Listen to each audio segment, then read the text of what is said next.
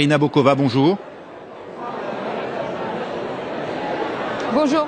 Merci d'être avec nous. Alors vous avez réagi à l'annonce du départ prochain des États-Unis. Vous regrettez cette décision de Washington? Oui, j'ai publié déjà une déclaration après avoir reçu la lettre du secrétaire d'État américaine. Je regrette profondément cette décision des États-Unis parce que je crois que nos relations, nos partenariats, nos valeurs communes aussi sont importantes aujourd'hui.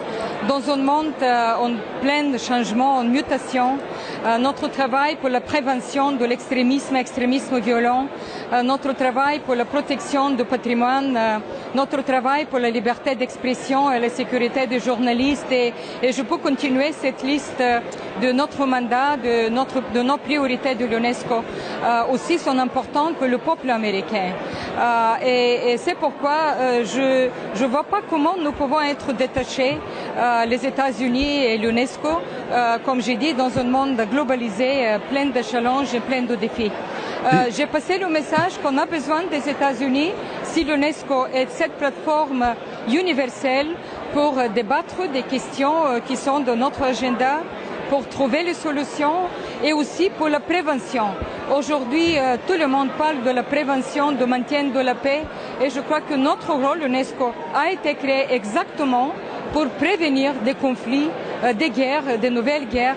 Et notre travail là est essentiel. Ce que vous reprochent les États-Unis, c'est précisément d'avoir pris parti dans le conflit israélo-palestinien en déclarant la vieille ville d'Hébron zone protégée.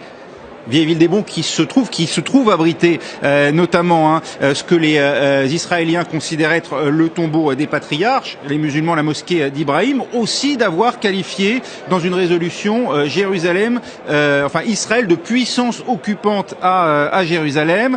Est-ce que là l'UNESCO n'a pas d'une certaine manière effectivement pris parti dans ce conflit? En tout cas c'est ce que lui reprochent aujourd'hui les États-Unis. Que leur répondez-vous? Vous savez, l'UNESCO, c'est une agence des Nations Unies.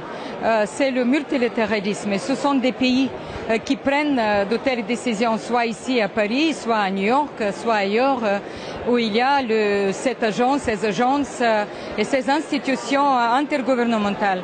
Mais tout ce que je veux dire, que en tant que directrice générale de l'UNESCO, j'ai toujours eu cette ambition et j'ai toujours travaillé pour qu'il y ait un rassemblement des pays autour de certaines valeurs.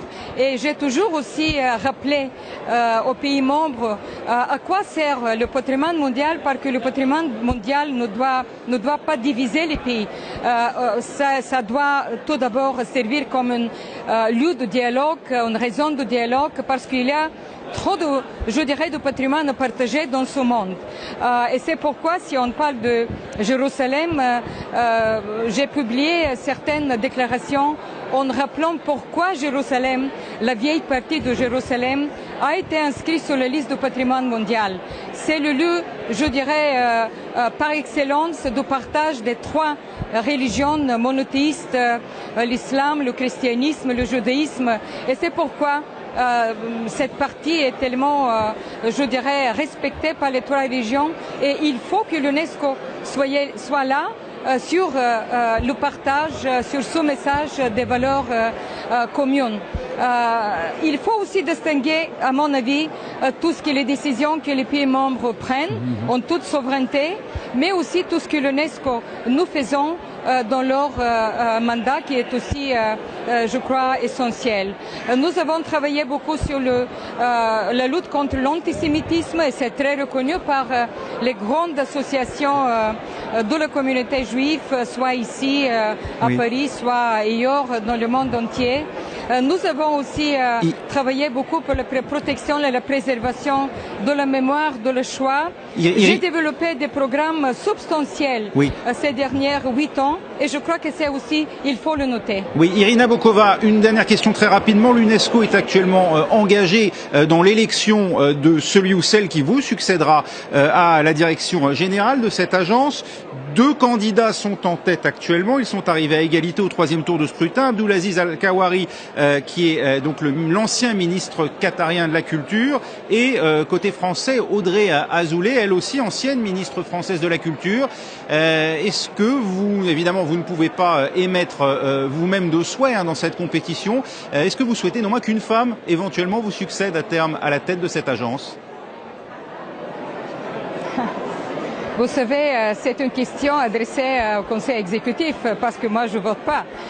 Tout ce que je peux dire, que je veux laisser l'organisation, j'ai respect pour tous les candidats, je veux laisser l'organisation dans des mains solides parce que nous sommes très fragiles. Nous avons parlé de la retraite des États-Unis, soit financièrement, soit politiquement.